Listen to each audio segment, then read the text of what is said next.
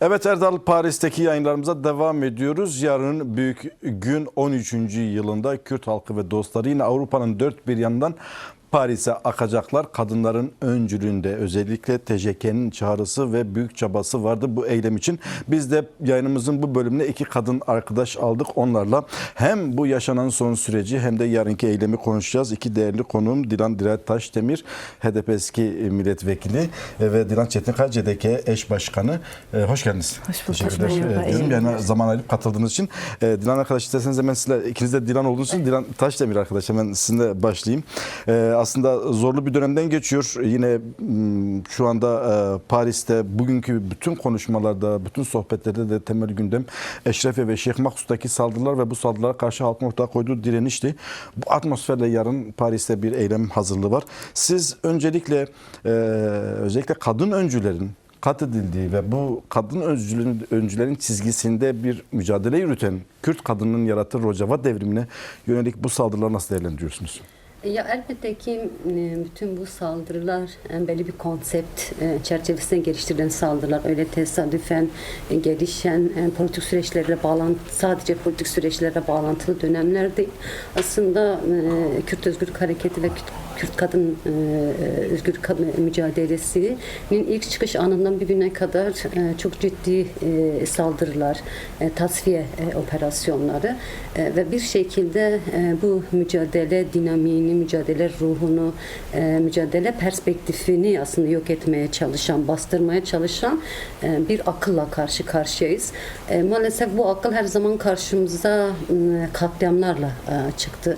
Biz 13 yıldır Paris'te Kürdistanlılar, Kürdistanlı dostlar, aslında sadece Paris'te, diasporada değil, Kürdistan'ın diğer parçam Bakur'da, Başur'da, Rojava'da, Rojava'da kadınlar, Kürt halkı ve Kürt halkıyla birlikte gerçekten demokratik, özgür, eşit bir yaşam kurmak isteyen halklar ve inançlar bu katliam silsilesi aslında bizde gerçekten hani Kürdistan tarihi bir anlamda bir katliamlar, direnişler tarihi olduğu kadar katliamlar silsilesidir de ve bu katliamlar silsilesine karşı dur demek için alanlardan mücadeleyi yürütüyor, mücadeleyi büyütüyor.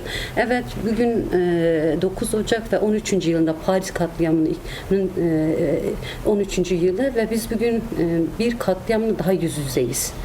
Yine halklarımız, kadınlar Eşrefiye'de, Şeyh Maksut'ta 3 gündür hem direnişi hem de bir katliam gerçeğiyle yüz yüze. O açıdan ciddi bir tabii ki yani direnişi büyütme, direnişi sahiplenme, öz gücümüzle bu katliamları karşısına çıkma, durma moralini, motivasyonu, inancını yaşıyoruz ama bir o kadar da elbette ki yüreğimiz orada, aklımız orada, kaygılarımız bu anlamda orada.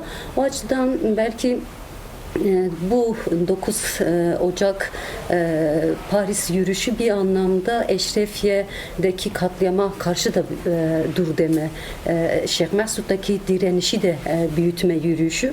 O açıdan Kürtlerin, dostların gerçekten Kürdistan'da, Rojava'da, Güney Rojava'da benzer mücadele dinamikleri var. Yine katliamlara, inkara karşı halklar ve kadınlar öncülüğünde sokaktalar. Dolayısıyla çok ciddi bir herkesin yönünü direnişe ve mücadeleye döndü. Yüzünü, yüreğini mücadeleye akıttığı bir gündeyiz. Yine hem katliamların tedirginliği hem de direnişin coşkusunu, heyecanını bir şekilde halklar yaşıyor, kadınlar yaşıyor. Yarınki Paris yürüyüşünü belki her zaman Paris'te yaşanan katliama dur demek, katliam faillerini açığa çıkarmak için yürüttüğümüz bir mücadeleydi. Ve biz artık bu katliamların bir konsensüsle gerçekleştiğini... Aslında tam da bu noktada araya girmek istiyorum. Biraz bugün buralarda da büyük Kürt siyasetinde de, Kürt medyasında yapılan yorumlarda da öne çıkan bir şey vardı. En son Paris'te yine yapılan bir toplantı, HTŞ ile işte diğer Fransa'nın aracılığıyla Amerika, İsrail ve Türkiye'nin katıldığı bir toplantı sonucunda Eşrefiye ve Şeyh Maksut'ta saldırılar başladı. Paris'te 2 tane Kürt cinayeti, Kürt katliamı yaşandı.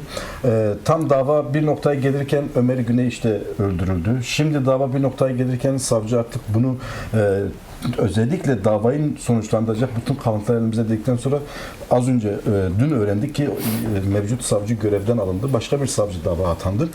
Tüm bunları bir araya getirirken aslında Paris'te eylem yapmanın önemi, anlamı, Paris'teki bu kirli ittifaka karşı durmanın buradaki eylemin nasıl anlamlandırır, nasıl bir anlam katar? Ya aslında tam da ben de yani sizin de ifade ettiniz, ben de bu noktada dikkat çekmek istemiştim. Yani bir gün Kürdistan'da, dört parça Kürdistan'da, diasporada Kürtlere karşı geliştiren her eylemin, her sözün, her duruşun aslında tek başına bölgesel, tek başına ülkelerin, parçaların siyaseti değil. Tamamıyla Kürt meselesi bugün aslında uluslararası dengelerin, uluslararası güçlerin de müdahale ettiği, aslında derinleştirdiği, çözümsüzlükte ısrar ettiği bir noktada duruyor. Elbette ki Paris'teki bu katliamın kendisinin hem o dönemin tarihsel koşullarına dönüp baktığımızda işte 2013'lerde bir kez daha Kürt meselesinin demokratik çözümünün konuşulduğu, İmralı'da Başkan Akgül ile görüşmelerin gerçekleştiği, gerçekten bu tarihi meselenin çözümünün ve savaş, katliam dışında müzakere süreçleriyle belki yeniden tartışılacak bir dönemde bu katliam gerçekleşti ve bu katliam Orta Doğu herhangi bir ülkesinde gerçekleşmedi. Hani hepçe söylenir işte Orta Doğu o krizli kaoslu döneminde denetimsiz güçlerin vesaire gibi tartışmaların çokça duyduğumuz söylemler. Ama bu katliam Paris'te, Avrupa'nın başkentinde, işte demokrasinin parantez içinde söyleyeyim beşiğinde ve Avrupa'nın en güçlü ülkesi, istihbarat olarak en güçlü ülkesinde, teknolojik olarak en güçlü ülkelerinden birinde gerçekleşti. Şimdi biz bunun öylesine bir tane milliyetçi duygularla ya da bir istihbarat elemanının tek başına organize ettiği, düşündüğü, gelip gerçekleştirdiği bir eylem olabileceğine inanmak mümkün mü? Kesinlikle. Elbette ki 13 yıldır güvenmiyor. Elbette ki güvenmiyor. Elbette ki yani yaşamın gerçekliğine de aykırı, evet, doğalitesine de aykırı bir durum. O açıdan bunlar aslında o dönemde Kürtleri sadece savaşta ve birbirlerine karşı egemenlik ilişkilerinde kendi siyasetleri arasında bir pozisyonda tutmaya çalışan bu uluslararası dengenin bir yansıması. Bugün Eşrefe'de, Şeyh Mesud'da yaşanan durumun kendisi de bununla bağlantılı. İşte ayın 6'sında Paris'te bir görüşme sağlandı, bir uzlaşı sağlandı. Hemen ertesi günü Halep'te Kürtlere yıllardır orada yaşayan, sadece Orta Doğu'daki bu kriz kaos karşısında kendi öz savunmasını gerçekleştiren sivil halka yönelik bir katliam girişimiyle biz karşı karşıyayız. Dolayısıyla eğer yarın orada gerçekleşebilecek herhangi olumsuz bir durumda aslında bu sözünü ettiğim bütün aktörler sorumludur. Tek başına evet, bu çeteler, tek başına Türkiye'nin desteklediği, beslediği, eğittiği çeteler değil. Aslında buna göz yuman, bu konsensüse zemin sunan bütün güçler de birinci derecede sorumludur. Bu güçlere karşı da nasıl bir duruş sahibi olacağımızı da birazdan size soracağım. Hemen Dilan Çetinkaya, CDKS eş başkanı, aslında siz de günlerdir hazırlanıyorsunuz. Tepkilerinizi de ana hem bu katliamlara karşı hem de Halep'teki katliamlara karşı ortaya koyuyorsunuz. İsviçre'deki Kürdistanlılar ve dostlar olarak. Siz bu atmosferde 13. yılında bu katliamı hem nasıl değerlendiriyorsunuz hem de 13. yılında bu katliama karşı öfkeyi büyütmenin önemini nasıl belirtiyorsunuz? Ben de öncelikle ekranları başlarında bizleri izleyen tüm izleyicileri, tüm yoldaşlarımızı selamlayarak başlamak istiyorum. Evet, 13 yıl geçti belki. Çok ağır yine bir Paris'in karanlık, Paris'in yine soğuk ve katliamlarının gölgesinde bir anma gerçekleştirdik. Bugün 9 Ocak'ta Heval sakinelerin, Heval fidanların ve Leyla'ların katledildiği bir onun önünde bir anma gerçekleşti. Öncelikle şunu dile getirmek gerekiyor. Yani hani bunu sürekli dile getiriyoruz. Paris artık Kürt katliamlarına karşı ev sahipliği yapmaktan vazgeçmesi gerekiyor. gerekiyor. Yani bizler aslında faillerimizin kim olduğunu biliyoruz. Tetikçilerin kim olduğunu biliyoruz. Ama Paris'in bu konudaki mekansal tercihi asla değişmiyor. Belki evet tarih dönem değişiyor ama ev sahibi asla değişmiyor. Heval evinlerin katledildiği yerde de ev sahipliği yapan Paris. Heval sakinelerin katledildiği yer yine hakeza Parisken yine bugün Şeyh Maksud'da yine Eşrefiye'de katliamların kararını çıkaran ev sahipliği yapan mekan yine Paris'ti. Bu konuda ben başta tüm Fransa'da hani Fransız hükümeti, Fransız vatandaşlarına artık kendi bulundukları ülkenin artık Kürtlerin katliamcısı pozisyonundan çıkmaları ve bu katliama ev sahipliği yapmaktan vazgeçmeleri gerekiyor. Çünkü kan kokuyor Paris. Gerçekten kan kokuyor. Bugün bizler Heval sakinelerin adalet arayışı hesabını sormak için buradayken yine Şeyh Maksud ve Eşrefiye'deki faillerin yargılanması, bu katliamların durması için bizler yine sokaklarda olacağız. Yani bugün yine aynı şekilde bizlere bunları yaşatan başta tüm güçler, yani tüm ülkeler, tüm insanlığa şunu dile getirmek istiyoruz. Bizler artık hangi acının, hangi katliamını, hangi tepkiyi vereceğimizi seçecek ya da öncelik haline getirmiş bir noktadayız. Bu gerçekten korkunç bir durum yani. Ve bugün bunu Avrupa'nın göbeğinde Paris, biraz önce de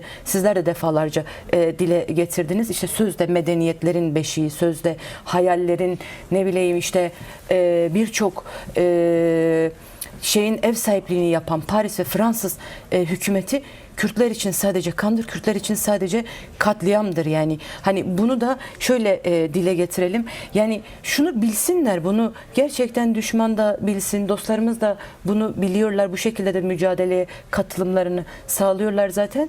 Katliamlar yaşanarak bu halkı bitiremeyecekler. Çünkü bu halkın bir hakikati var, bu halkın bir gerçekliği var.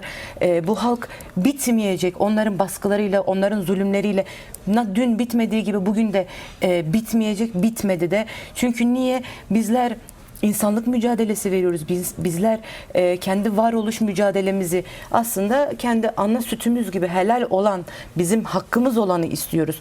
Bizler kendi topraklarımızda, kendi coğrafyamızda yaşamak istiyoruz. Halep'te de hakeza öyle. Bu arkadaşlarımız Şeyh Maksud'daki, Eşrefiye'deki halkın direnişi tamamen kendi mahallelerini, kendi yaşam alanlarını korumak için yaptıkları bir savunma. Ama başka dışarıdan topladıkları tüm çeteleri, insanlık düşmanı herkesi insanlık mücadelesi veren kişilere karşı kışkırtıyorlar. Başta dünyanın buna dur demesi gerekiyor. O yüzden de hani şunu dile getirmek istiyorum. Yani ben bunu çok da önemseyerek söylüyorum. Ben mesela kendi adıma evet CDKS eş başkanlığı yapıyorum ama aynı zamanda İsviçre'de Rojbin Kadın Meclisi üyesiyim. Rojbin Kadın Meclisi Heval sakineler katledildikten sonra ilanını yapmış bir kadın meclisi ve Heval Fidan'ın, Rojbin Heval'in ismini alarak ilanını yaptıktan sonra 13 yıldan bu yana Rojbin Kadın Meclisi'nden Heval Rojbin'in iddiasıyla, Heval Rojbin'in inancı ve Heval Rojbin'in felsefesiyle mücadeleye katılan minimum diyebilirim ki 600-700 kadın var. Yani şunu bilsinler. Heval Rojbin'i katlederek, Heval sakineleri katlederek bu mücadele, bu inanç, bu felsefe bitmedi, bitmeyecek. Her gün akın akın kadınların, toplumların, halkların bu mücadeleye, bu devrime katılımı esastır. Yine aynı zamanda bugün Heval sakinenin sesi, Heval sakinenin iddiası, felsefesi Roşilat'ta ses olmuş, yankılanıyor ve bütün dünyaya Molla rejimi, yani katleden, insanlığa düşman olan güçlere karşı Jinjiyan Azadi felsefesiyle insanlığa ve kadınlara umut şeklinde bütün dünyayı aydınlatan bir pozisyonda. Yani şunu dile getirelim. Evet, yine söylüyorum, hani Şeyh Maksud var. Aynı zamanda Roşilat'ta bir devrim var. İşte şu an zindanlarda direnen kadınlar var. İdamla karşı karşıya kalan yüzlerce, binlerce yoldaşımız var. Yani şunu dile getirelim. Şimdi bugün Heval sakinenin ya da bu katliamlara karşı göstereceğimiz pozisyon, duruş, tepki aynı zamanda Eşrefiye ve Şeyh Maksut'tur ve aynı zamanda Roşilat devriminin sesi ve oradaki mücadeleyi güçlendirme noktasındadır. Bu temelde de ben inanıyorum ki yarın Paris sokaklarında her Kürt bu temelde, bu inanç ve iddiayla bu eyleme katılacaktır. Çünkü şunu söyleyelim, bugün evet Kürtlere 4 parçada ve Avrupa'da teslimiyet dayatılıyor. Bugün Kürtlere teslim olun çağrısı yapılırken Kürtler de artık özgür haklarını ve kazanımlarından dün vazgeçmediği gibi bugün asla vazgeçmeyecek. Evet. Birazdan tekrar son çağrınızı alacağım ama Dilan arkadaş sizinle devam edelim. Önemli bir noktaya geldik. Katliamlar yaşayarak bu halkı bitiremezler. 50 yıldır bu halk ortaya koydu. Bu halk masa başındaki bütün plan ve projeleri de bozarak, direnişiyle bozarak aslında kendi kaderini kendi elleriyle çiziyor. Lozan'ı, 100 yıllık mücadele Lozan'ı boşa çıkarttı. Bugün onu genel olarak herkes ortak koyuyor. O açıdan bugün yine Paris'te yapılan bu yeni katliam planlamalar ya da masa üzerindeki bu yeni kirli planlara karşı özellikle alanların önemi nedir? Ve yarın Paris'teki eyleme katılmak neden önemlidir? Onu da birkaç cümle alalım lütfen. Yani aslında biz Kürt halkı olarak çok güçlü bir direniş hafızasına sahibiz. Biz mücadele başlarken Kürtler varlık mücadelesini, özgürlük mücadelesini, aslında bir haysiyet mücadelesini yürütürken çok da uluslararası koşullara, dengelere, kişilere bağlı olarak mücadele yürütmedi. Kendi doğrularına, kendi gerçekliğine, kendi hakikatine, kendi direnişini esas alarak büyüdü. Bugün Orta Doğu coğrafyasında devletler yıkılıyor, örgütler tasfiye oldu, devasal, asla yenilmez, sarsılmaz denen güçler yerle bir oldu. Ama bu halkın hakikati, mücadelesi ve direnişi bugün aslında Orta Doğu'da öncülük ediyor, değiştiriyor. Bu devasal ilham alacağımız, devasal anlamda güveneceğimiz, inanacağımız, sırtımızı dayayacağımız bir hakikattir. O açıdan evet, biz kendi özgürlük mücadelemizde çok zor zamanlar yaşadık. Çok zorlandığımız, kayıplar yaşadığımız dönemler oldu. Ama bu mücadelenin asıl yürütücüleri, bu halkın inancı, kadınların direnci gerçekten bütün bu süreçleri tersine döndürdü. Yani biz Kobani'de de yaşadık bunu. Biz önderlik tutsak edildiği dönemde yaşadık ve bugün Rojava'da, Rojlat'taki değişimlerin kendisi sancılarda da yaşıyoruz. Biz inançlıyız, moralliyiz. Evet, katliamlara karşı direniyoruz ama biz devasal büyük bir gücüz ve Orta Doğu'daki değişimin öncüsüyüz. Bu değişim eninde sonunda gerçekleşecek ve Kürtlerin öncülüğünde diğer halklar Orta Doğu'da özgürleşecek. Biz bu inançla, bu kararlılıkla alanlardayız, sokaklardayız. Bu iddiamız, hedefimiz, amacımız, hayallerimiz gerçekleşmeyene kadar da biz asla durmayacağız. Bırakmayacağız. Evet, teşekkür ediyorum. Dilan arkadaş, an itibariyle aslında Avrupa'nın birçok bölgesinde Paris'e doğru akışlar başladı. Buraya yetişenler de var, yolda olanlar da var, henüz yola çıkmamış yerler de var. Son olarak çağrımız özellikle şu anda bizi izleyen izleyicilerimize, yarınki Paris eylemine neden katılmalılar, bu konuda son birkaç cümle alalım istedim. Evet, sizin de belirttiğiniz gibi biz de İsviçre sahası olarak hani birkaç saat sonra İsviçre'nin tüm kantonlarından arkadaşlarımız ve 4 parça, yani Avrupa'nın tüm alanlarından yoldaşlarımız, halkımız Paris'e doğru yarınki hakikat yürüyüşüne katılım için yola çıkacaklar. Öncelikle şunu yine hani belirtelim. Ben İsviçre sahası olarak da şunu dile getireyim. İsviçre'de evet, yani söz konusu, yani bizler Avrupa'nın göbeğinde kendi varlığımız, kendi kimliğimiz için katledildik. Başka bir sebebe aslında gerek yok. Biz olduğumuz için katledildik. Biz başka birinin, işte diyelim ki bugün Heval Sakine, Heval Evin, Heval Abdurrahman, Heval Mirperver'in katledilmesinin sebebi aslında bir kişide, bir bireyde yaşamda iddiası olan herkes için düşman bilinçli olarak seçti. Heval Mir'le Kürt, özgür Kürt kültürüne bu katliamı gerçekleştirdi. Heval Abdurrahman'la özgür Kürt yurtsever halkına sıkılmış bir kurşundu. Heval Evin, Heval Sakine diyelim, Heval Leyla ile gençliğe sıkıldı diyelim.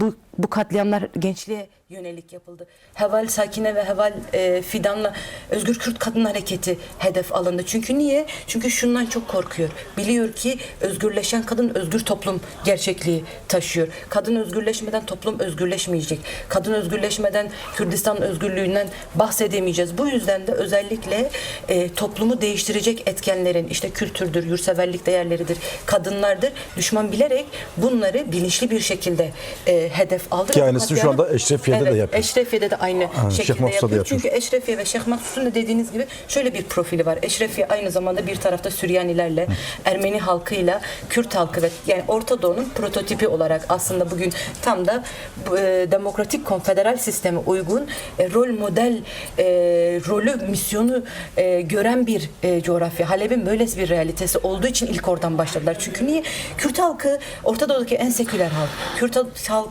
Kürt halkının ya da bizim şu anki sistemimiz, bizim bugün konfederal sistemimiz Orta Doğu'nun nefesi olacak. Orta Doğu'nun huzuru olacak ve bunun da dediğim gibi en güzel örneği Şeyh Maksud ve Eşrefiye halkının birlikte, o halkların birlikte yaşadığı bir platform olduğu için oraya saldırıldı. Buraya göz dikildi. Çünkü niye? Orada özgürlükler vardı. Orada halkların kardeşliği vardı. Orada halkların birlikte kendi kaderini tayin ettiği, kendi coğrafyasını özgürleştirdiği, öz savunmasını yaptığı bir gerçeklik vardı. O yüzden bu mahalleler hedef alındı. O yüzden de şunu net bir şekilde dile getirelim. Bugün yola çıkacak ve bizleri izleyen kararsız, yani kararsızlık durumları bile söz konusu olmaması gerekiyor. Ama bizi izleyen, sesimizin gittiği her ev, her arkadaşımız, her yoldaşımız şunu çok iyi bilmesi gerekiyor. Eşrefiye Şeyh Maksud'a sahip çıkmak bugün artık bizim için bir onur meselesidir. Bugün Şeyh Maksud'a yaklaşımımız, Eşrefiye'yi korumamız, savunmamız demek, Roşulat devrimini büyütmemiz demek. Bugün aynı zamanda hakikat için yarın burada Paris'in göbeğinde katledilen yoldaşlarımızın adalet arayışında ki sorumluluğumuzdur. Yani bizler şunu söyleyeceğiz. 13 yıldır evet bu katliamlar aydınlatılmadı ama bu katliamlar aydınlatılmayana kadar bu halk yerinde durmayacak. Biz her sene buraya geleceğiz. Diyeceğiz ki biz katilleri tanıyoruz. Siz karanlık deseniz de katiller nettir. Katillerin ne olduğunu biliyoruz ve hakikat için biz adalet istiyoruz. Bu katillerin yargılanmasını, bu ülkelerin mahkum edilmesini istiyoruz deyip yarın da dediğim gibi bu temelde hakikat için adalet şiarıyla düzenleyeceğimiz 13. katliam yıl dönümünün yürüyüşüne her vatandaşın, her dostumuzun, her kadının, her gencin bu temelde yaklaşması gerekiyor. Yarın Paris yürüyüşünde olmak demek aynı zamanda Şeyh Maksud ve Eşrefiye'nin sesi, aynı zamanda Mahabat'ın, Roşulat'ın sesi olmak demek. Yine bitirmeden önce şunu dile getirmek istiyorum ben. Çok gerçekten etkilendiğim bir şeydi. Heval Sakine'nin birkaç yıl önce çok o katledildikten sonra basın aracılığıyla okuduğum bir makalesi vardı. Yıllar önce Roşulat'ta bir kadın kongresine katılmış. Yani dediğim gibi birkaç yıl önce yayınlandı. Arşivden bulunmuştu. Heval Sakine şey diyor, ben diyor Doğu Kürdistan'dan diyor çok etkilendim diyor. Doğu Kürdistan biz orada kaybettik ve orada kazanacağız.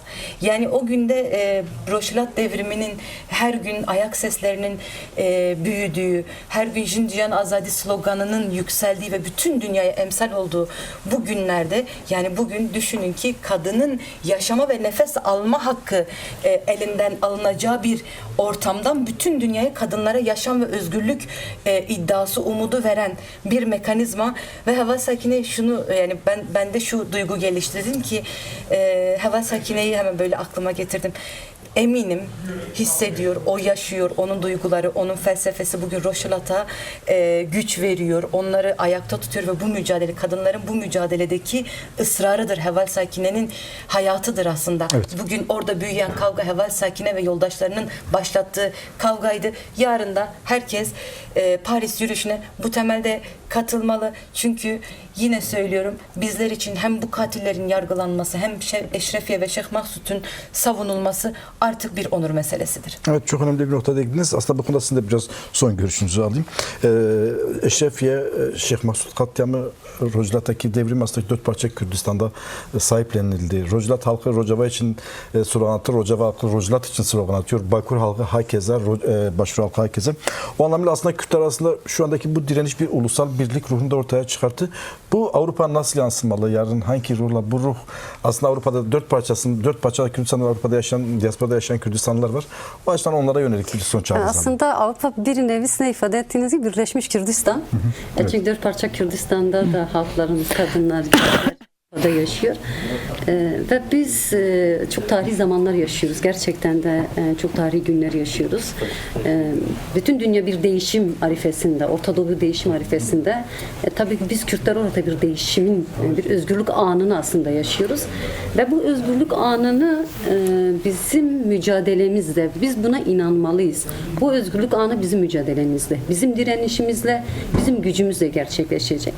O açıdan da tüm yürüyüşler, tüm açıklamalar, sokakta, alanlarda gerçekçi bütün eylemleri var gücümüzde 7'den 70'e Kobani sürecindeki ruhla, o serhıldan duygularıyla bizim alanlara, Avrupa'ya akmamız, sesimizi, sözümüzü Mahabba'da, Eşrefiye'ye, Şeyh Meksu'da, Rojava'ya, Ahmet'e sesimizi buluşturmamız lazım. Biz biliyoruz ki bu sesten direnenler büyük bir güç alıyor, büyük bir moral alıyor. Bu hepimizin tarihsel sorumluluğu.